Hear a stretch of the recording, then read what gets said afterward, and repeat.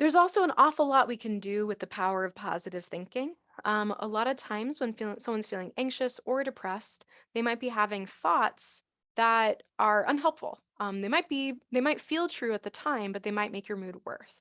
So, for example, if you're running late and you're thinking to yourself, "I've left it till too late," that's going to make you feel more anxious. But if then you can change that into a helpful thought of, "I'm going to make the best use of the time I have left." That could be a helpful thought.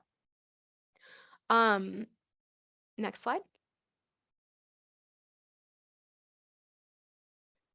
And there's a lot of kind of common, what we call cognitive distortions or ways that depression or anxiety muddies your vision.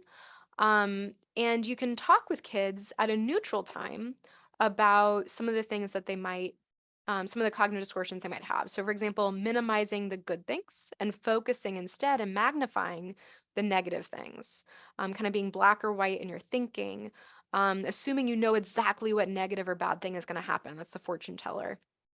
And then the shoulds. So I should be better. I shouldn't act like this. Those kinds of things.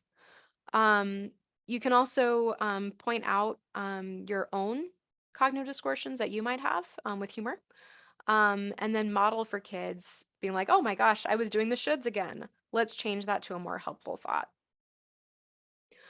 It is important to do that at a time that's neutral so that kids don't feel like you're arguing with them about their thoughts. So maybe choosing a time they're not in the middle of having an outburst or a crying episode or something like that.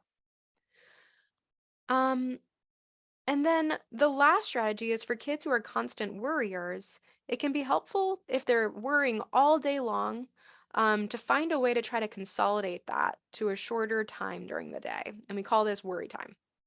So for a kid who's constantly worrying, we can tell them, okay, like your worries are important. We want to make sure we give time to that, but I don't want them to take over your day. So 3 o'clock is worry time. You can, if you're having a worry at another time of day, write it down, put it in your worry box, and we'll talk about it at worry time. And then at worry time, we're going to devote 15 minutes to talking through in as much detail as we need to what their worries are. But then worry time is over. We're going again to that strategy of, okay, write that down. That's something to talk about during worry time.